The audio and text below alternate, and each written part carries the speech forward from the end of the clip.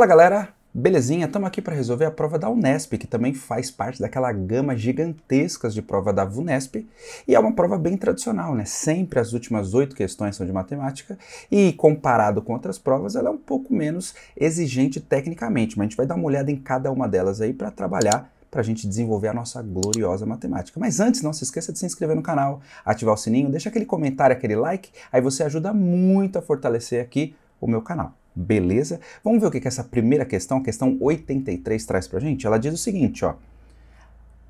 Analise o gráfico que contém dados de matrículas do ensino superior presencial das 27 unidades da nossa federação.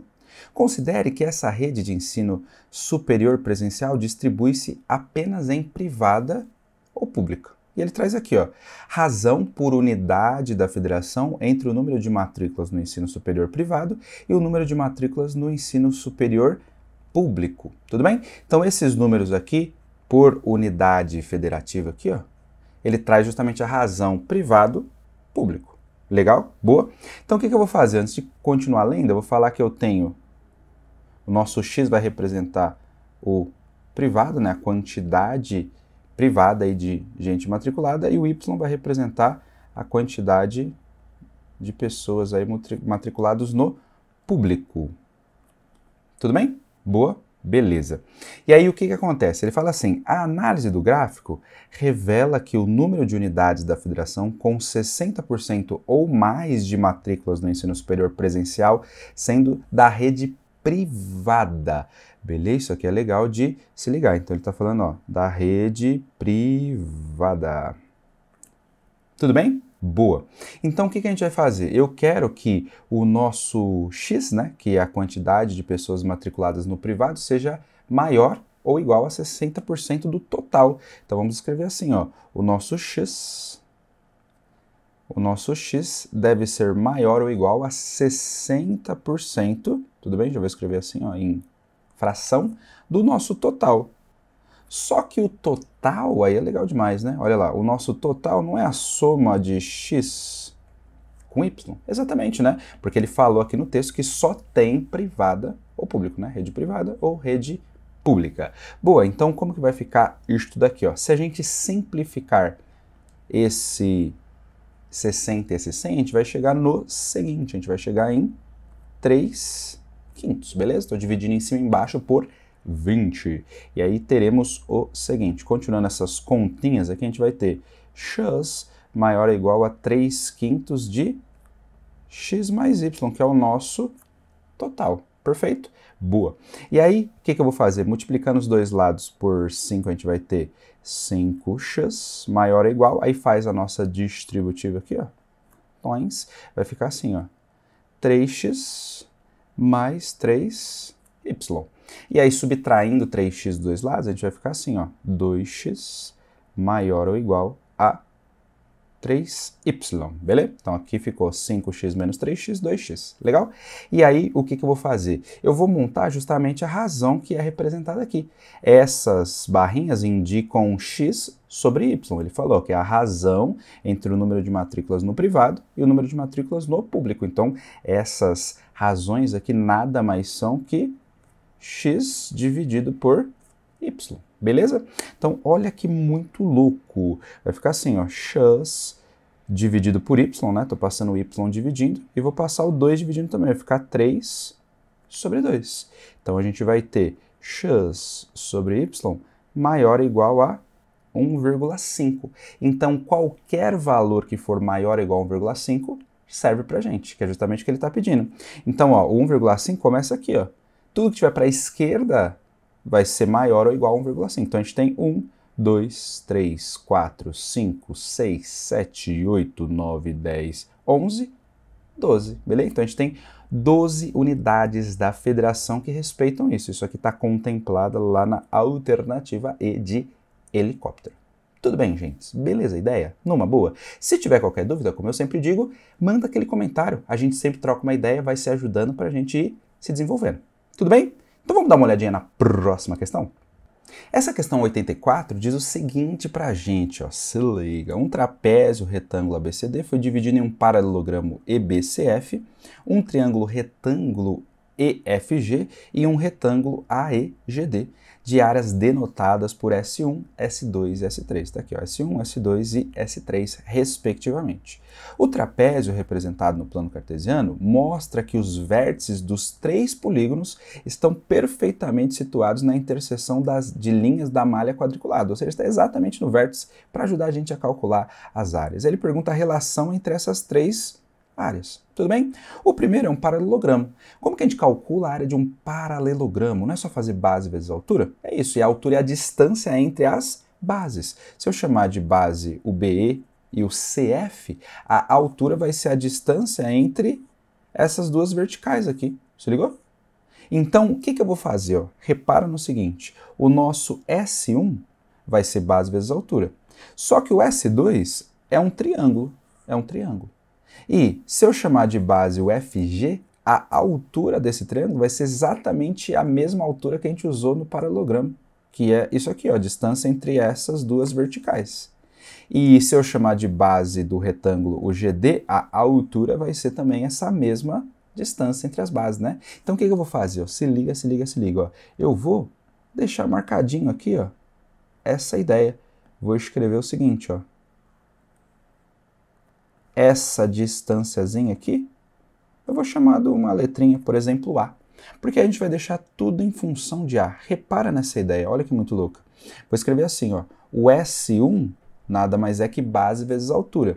E como cada quadradão aqui, ó, foi dividido em 5 partezinhas, né, o lado dele, então quer dizer que cada partezinha aqui vale 0,2. Tudo bem? Que é um quinto, né, a quinta parte de uma unidade. Então aqui eu tenho duas partezinhas, ou seja, vai ser 2 vezes 0,2, que é 0,4. Então vou escrever base, que é 0,4, vezes a altura desse paralelogramo. Tudo bem?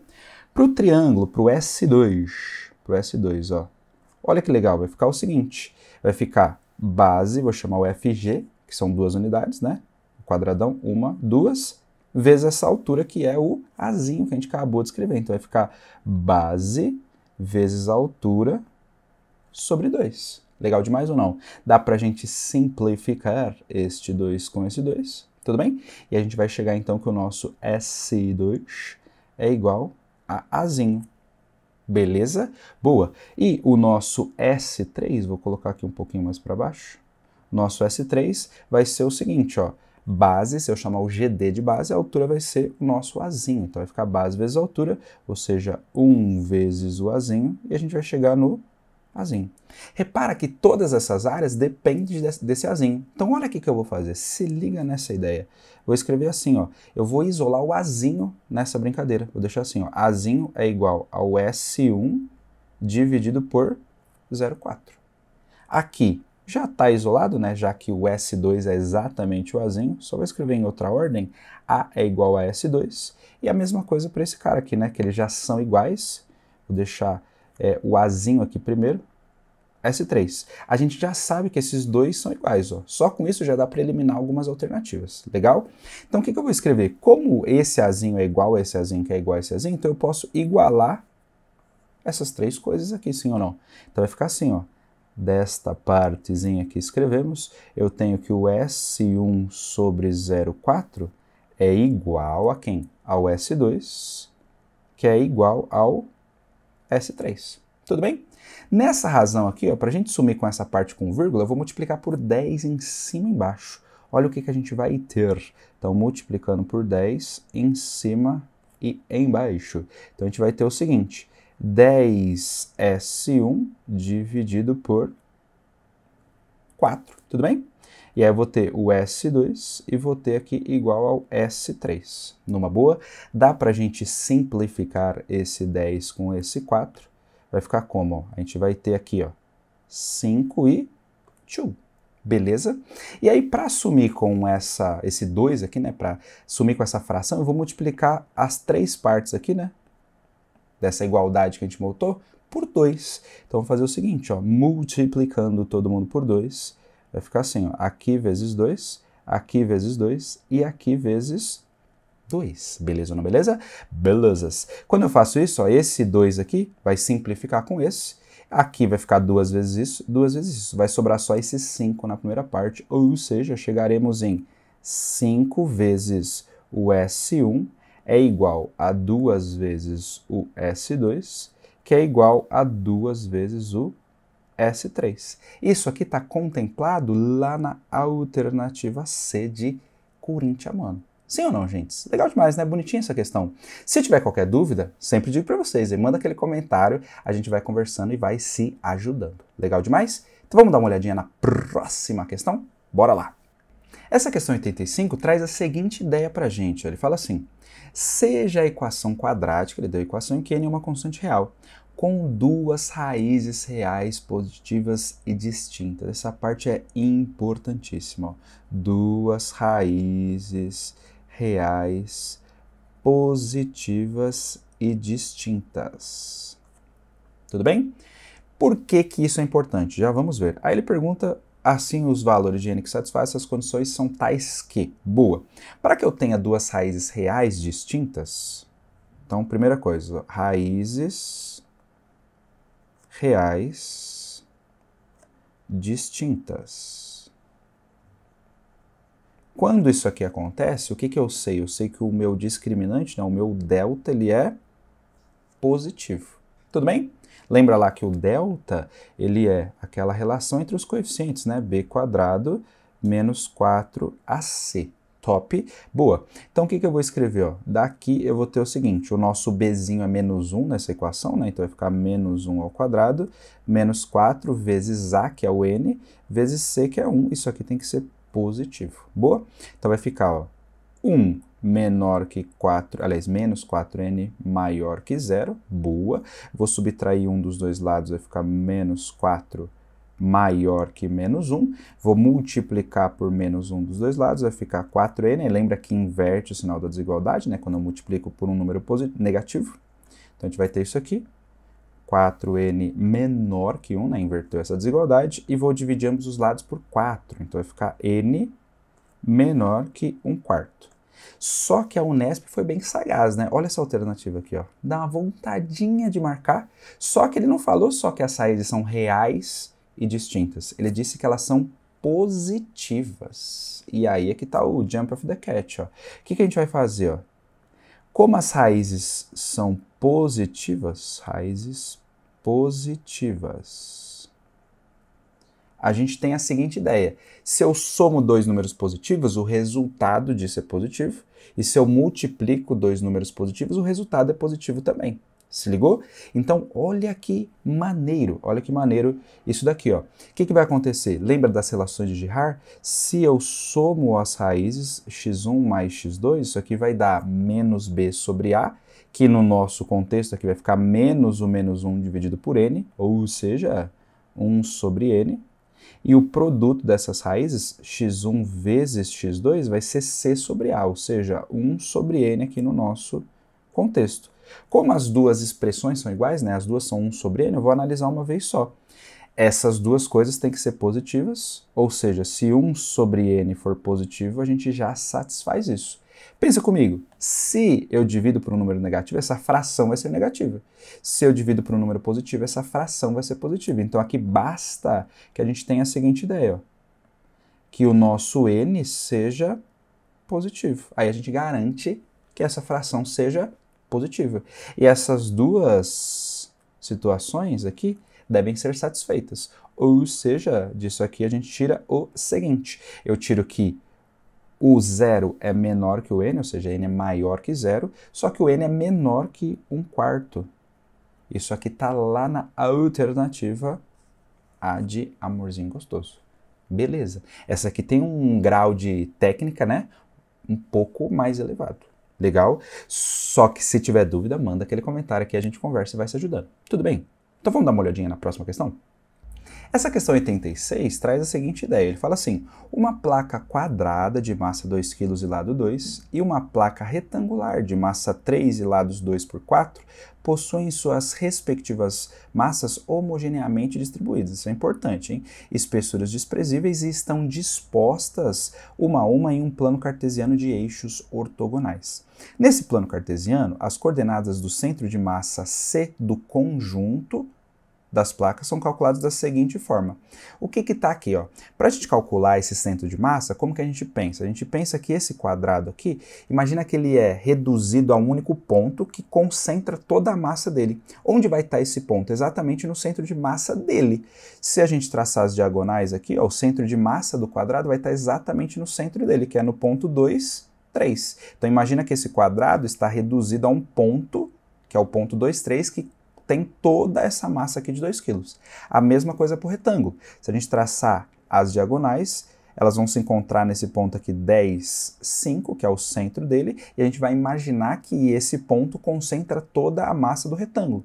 Então é exatamente o que está escrito. 2 é a massa do quadrado, vezes o x do centro de massa desse quadrado, mais a massa do retângulo, 3, vezes o x do centro de massa desse retângulo. E a gente está dividindo aqui por 2 e 3, que são exatamente a massa, né, somada desses dois caras, que está funcionando aqui nessa média ponderada como os pesos desses valores aqui. Tudo bem? A mesma coisa acontece para o y. E ele fala assim, acrescentando-se nesse plano uma placa circular, também de espessura desprezível, com centro nesse ponto, 2, 1, né, raio 1, e massa de 3 kg. Ele pergunta, o centro de massa do novo conjunto, agora com as 3 placas, passará a ter coordenadas, ou seja, ele quer saber onde vai estar posicionado isso daqui. A ideia vai ser a mesma, então como que a gente vai fazer? O x do centro de massa desse novo conjunto, eu estou chamando de xc também, vai ficar assim, a massa do quadrado, que é 2, vezes o x do centro de massa, que é 2, vai ficar igualzinho a outra expressão, mais a massa do retângulo, que é 3, vezes o x do centro de massa dele, mais a massa do círculo, que é 3, vezes o x do centro de massa. Quem que é o x do centro de massa do nosso círculo? O próprio centro dele, né? Tudo bem? Que é 2, Então, a abscissa do centro, que é 2. Tudo isso aqui, dividido por... Vai ficar assim, tudo isso aqui dividido pela soma das massas, né? Pensando naquela média ponderada, exatamente a soma dos pesos, né? Então vai ficar 2 mais 3 mais 3. Belezas? Se a gente fizer as somas aqui, aqui vai dar 4, aqui vai dar 30, aqui vai dar 6. Então, se eu somar essa parte de cima aqui, a gente vai chegar em 40.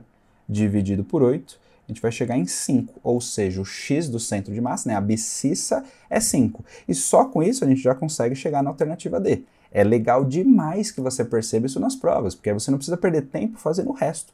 Você faz parte da resolução e já consegue chegar na resposta. Só que como a gente está treinando aqui, aprendendo e desenvolvendo, eu vou fazer a resolução toda, mas era importante perceber que já dava para matar essa questão só com essa parte. Boa!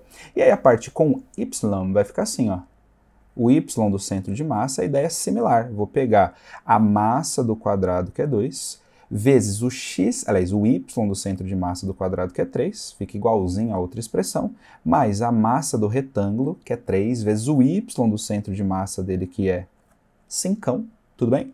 Mas agora do círculo, que é a novidade, a massa desse círculo vezes o y do centro de massa, que é o y do centro, que vale 1, segundo o nosso enunciado. E a gente vai dividir aqui, pela soma das massas, né, que é 2 mais 3 mais 3.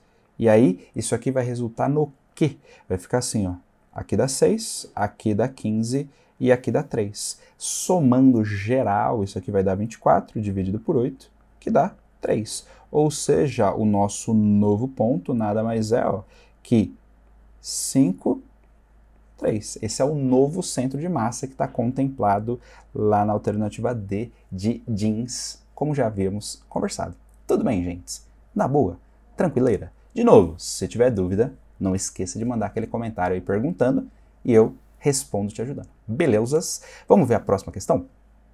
Essa questão 87 traz a seguinte ideia, ele fala assim, Ana somou 2 valores distintos sorteados ao acaso desse conjunto, Beto multiplicou 2 números distintos sorteados ao acaso desse outro conjunto. Aí ele pergunta qual que é a probabilidade de que o resultado obtido na conta da Ana tenha sido maior ou igual ao obtido na conta do Beto.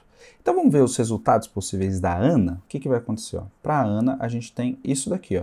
Se ela tirasse o 8 e o 9, a soma seria 17. Se ela tirasse o 8 e o 10, a soma seria 18. E se ela tivesse tirado o 9 e o 10, a soma seria 19. Esses são os possíveis resultados para Ana, beleza? Agora pensando no nosso amigo Beto aqui, ó, o que a gente vai ter? Se ele tirasse o 3 e o 5, o produto seria 15. Se ele tirasse o 3 e o 6, o produto seria 18. E se ele tirasse o 5 e o 6, o produto seria 30. Belezas? Boa. Agora vamos avaliar quais são os parzinhos que serviriam para a gente. Lembrando que o da Ana tem que ser sempre maior ou igual ao do Beto. Então, os parzinhos que servem aqui para a gente, já pensando nos resultados das contas, seriam esses daqui, ó. Então, vou colocar aqui, ó. Servem.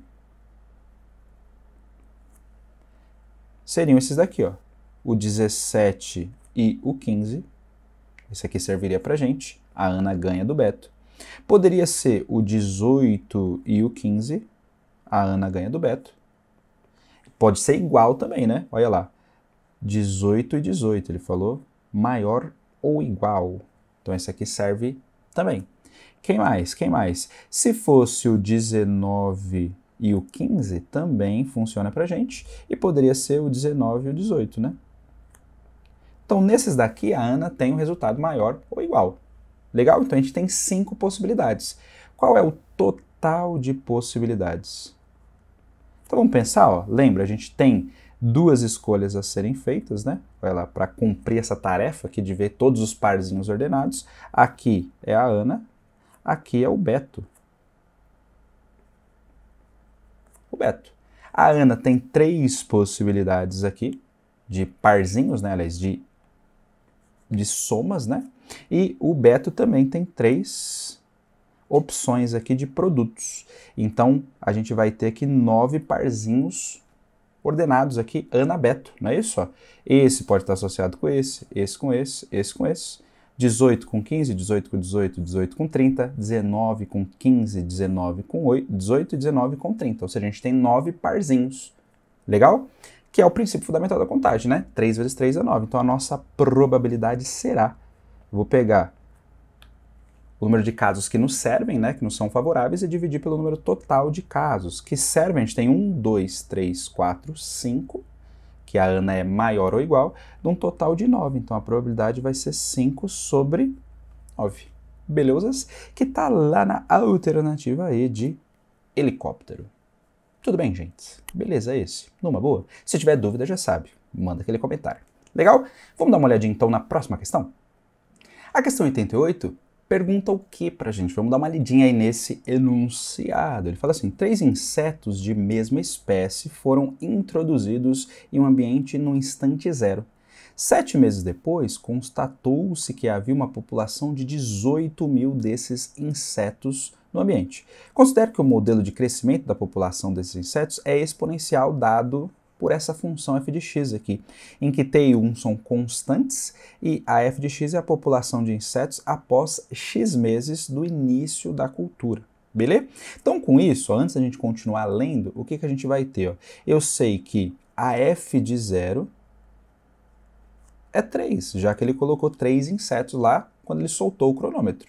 Só que usando a nossa função a f de x, ele falou pra gente que é o seguinte, ó, f de x é o t vezes o u elevado a x. Então, como que vai ficar disso daqui? Ó? Quando o x é 0, eu vou ter t vezes u elevado a 0 igual a 3. Qualquer coisa diferente de 0 elevado a 0 dá 1. Então, daqui a gente vai concluir que o nosso t é 3. Acabamos aí de encontrar uma das constantes. Boa? Só que ele falou também que depois de 7 meses tinha 18 mil. Então, eu vou escrever que a f de 7, né, depois de 7 meses, tinha 18 mil insetos. E como eu já sei que o t é 3, vai ficar 3 vezes u elevado a 7 igual a 18 mil. Boa, boa. Consigo dividir ambos os lados aí por 3, não é isso? Aqui vai sobrar 6 milão. E aqui vai sobrar 1, não é isso? Então a gente vai ter que o nosso u elevado a 7 é igual a 6 milão. Boa? Boa. E aí o que a gente vai fazer? Aqui para isolar esse u, essa letra u, né? O que eu vou fazer? Eu vou elevar ambos os lados aqui por 1 sobre 7. Estou elevando isso aqui, ó. Aí a gente consegue, usando as propriedades de potência, né, multiplicando isso aqui, 7 vezes 1 sétimo dá 1. Então a gente vai isolar a letra U. Vai ficar assim, ó. U é igual a 6 milão elevado a 1 sobre 7. Aí você fala, meu Deus, como que a gente vai encontrar isso? Vamos continuar lendo o enunciado. Ele fala assim, ó, observe que o gráfico da função g de x, que é 6.000 elevado a 1 sobre x. Olha que legal, olha o que está aparecendo aqui. Em que x é um número inteiro maior do que 2 e que apresenta os valores aproximados das ordenadas de alguns dos seus pontos. Ele fala assim, com os dados fornecidos, segue que a soma t mais u é o que, né? Então ele quer a soma das constantes lá da função f. Mas olha que doido. Se a gente descobrir, olha o que ele deu aqui pra gente, ó. A g de x, quando o expoente é 1 sobre x, ó. 1 sobre x. E o nosso expoente aqui é 1 sobre 7. Então a gente vai usar essa função para x igual a 7. Olha que doideira. Vai ficar assim, ó. Para x igual a 7. Eu sei que a g de 7 vai ficar 6.000 elevado a 1 sobre 7, que é justamente o que a gente tem aqui. Reparou? Então vamos olhar nesse gráfico para descobrir quem é esse número aqui, pelo menos aproximado, ó, que está exatamente aqui nesse ponto. Ó. Quando o x é 7, o y é 3,47. Boa? Então isso daqui, ó, nessa aproximação que o gráfico deu, então pelo gráfico eu sei que a g de 7 é 3,47. Só que isso daqui, ó, é exatamente o U. Olha que muito louco. Então a gente acabou de concluir o seguinte, ó, que o U é 3,47. Como ele pediu essa soma, né, T mais U, então vai ficar 3 mais 3,47, que vai dar 6,47, que está lá na alternativa C de corintiano. Beleza, gente? Numa boa? Tranquileira? Bonitinha essa questão, né? Ele conta uma história, dá um gráfico para a gente utilizar para encontrar a resposta da historinha que ele deu para a gente. Boa? Se tiver qualquer dúvida, já sabe, manda aquele comentário aí, a gente vai se ajudando. Tudo bem? Vamos dar uma olhadinha na próxima, então? A questão 89 traz a seguinte ideia para a gente, ó. A figura indica o projeto de uma casa sustentada por 2 pilares e com rampa retilínea de inclinação alfa em relação à horizontal, direcionando-se ao subsolo da casa. Todas as medidas indicadas na figura estão em metros. Boa, ele deu para a gente aqui todas as medidinhas. Ele fala assim, considerando que os 2 pilares são retilíneos e perpendiculares ao eixo x, a medida do pilar menor em metros e o intervalo angular ao qual pertence são, respectivamente. Então o que a gente vai fazer? Achar a medida do pilar menor e o intervalo que pertence a esse ângulozinho. Como que eu vou brincar, gente? Se liga nisso aqui, ó. Vou fazer o seguinte. Se a gente olhar com atenção, a gente tem uns triângulos semelhantes aqui, não tem não? Vai ficar mais ou menos assim, ó. Vamos destacar aqui, vamos ver se fica legal. Destacando aqui, ó. Boa. Aí eu vou ter isso aqui, ó.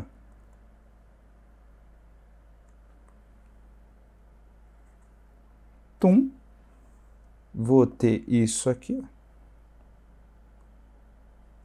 Tum. E aqui está o nosso pilar menor, ó. Esses 2 triângulos, eles são retângulos, não é isso? Ó? Triângulos retângulos. E esse ângulo aqui, alfa, é comum, não é isso? Ó? Esse ângulo alfa aqui, ele é comum para os 2 triângulos, então eles são semelhantes. Boa? A gente quer saber isso aqui, ó, chamar de x, que é o tamanho do pilar menor. E repara que essa linha que eu desenhei tem exatamente o tamanho do pilar maior. Beleza? Boa. Então, como que vai ficar? Ó, vou escrever aqui 17,5. Então, pela semelhança de triângulos, ó, semelhança de triângulos, vai ficar assim. Vou falar que o x está para 17,5, tudo bem? Esse cara está para esse, assim como esse tamaninho aqui vai estar para tudo. Se você olhar exatamente no teu desenho, né, vai estar exatamente sobre o 22 essa linha aqui, legal? Aqui ficou meio ruim de ver porque eu desenhei em cima, né, mas está exatamente sobre o 22, então vai ficar 22 está para exatamente quando acaba essa rampa, está lá no 30. Passando esse 17,5 multiplicando, a gente vai ter x igual a 17,5 vezes 22 dividido por 30. Vou multiplicar em cima e embaixo por 10, só para sumir com essa vírgula aqui, vai ficar assim, ó, x igual a 175 vezes 22, tudo isso aqui dividido por 300. Multipliquei por 10 em cima e embaixo. E aí dá para a gente simplificar por 25, esse 175 e esse 300. Aqui vai dar 7, aqui vai dar 12. Então, a gente vai ter que o nosso x, que é o tamanho do pilar menor, 7 vezes 22, dividido por 12. Aí, agora, a gente consegue simplificar esse 12 com esse 22. A gente vai ter o seguinte, aqui vai sobrar 11, aqui vai sobrar 6, né? Estou dividindo por 2 em cima e embaixo. Então, a gente chega com o nosso x, nada mais é que 7 vezes 11, que é 77, dividido por 6. Tudo bem? Acabamos de encontrar aqui, ó, em metros, né? Boa. Esse é o tamanho do pilar menor, a gente já consegue matar algumas alternativas. Como que a gente vai descobrir, então, o pilar, aliás, a relação do anglinho aqui que ele perguntou pra gente, ó.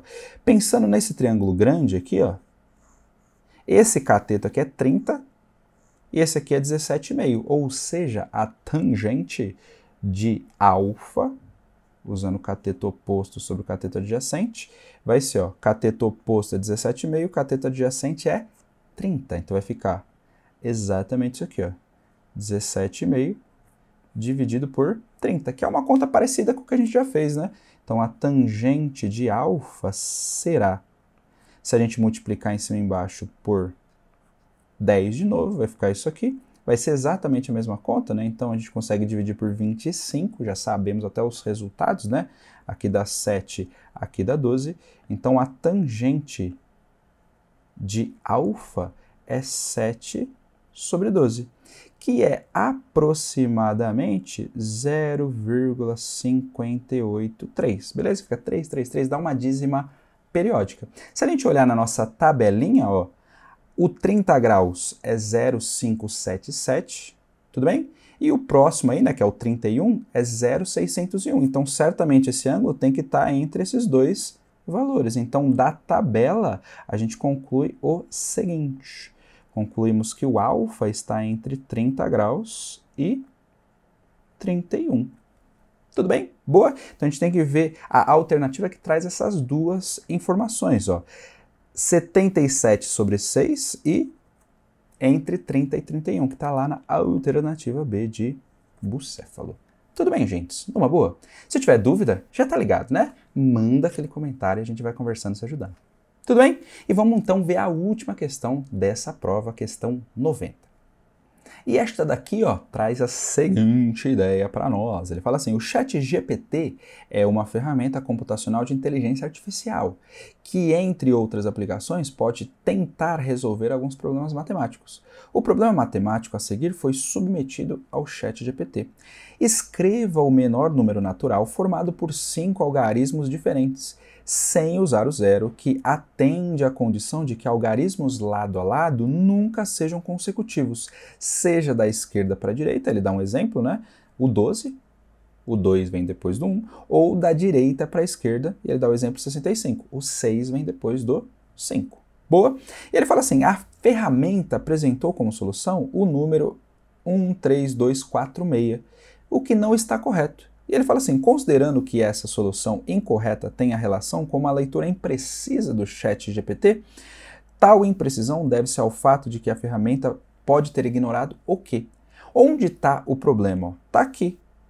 Do 1 para o 3 está certo, beleza? Não são consecutivos, na ordem crescente, né? Do 3 para o 2 também não, do 2 para o 4 também não, do 4 para o 6 também não. Mas se a gente lê da direita para a esquerda, do 6 para o 4 tá bom, do 4 para o 2 tá bom, mas do 2 para o 3 não tá bom, beleza? Então qual que ela pode ter ignorado? Os números consecutivos da direita para a esquerda. Isso aqui tá dito lá na alternativa D de jeans. Ela pode ter ignorado o trecho da direita para a esquerda.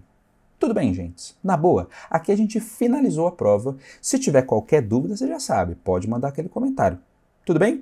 No mais, a gente vai se encontrar em outros vídeos, em outras resoluções, mas eu vou pedir que você se inscreva no canal, ative o sininho para você poder acompanhar o que virá daqui em diante, beleza? Deixa aquele comentário, like, tudo, faz aquele esquema todo para você fortalecer aqui o nosso rolê, tudo bem? Então a gente se vê numa próxima oportunidade. Um beijo no coração, até a próxima.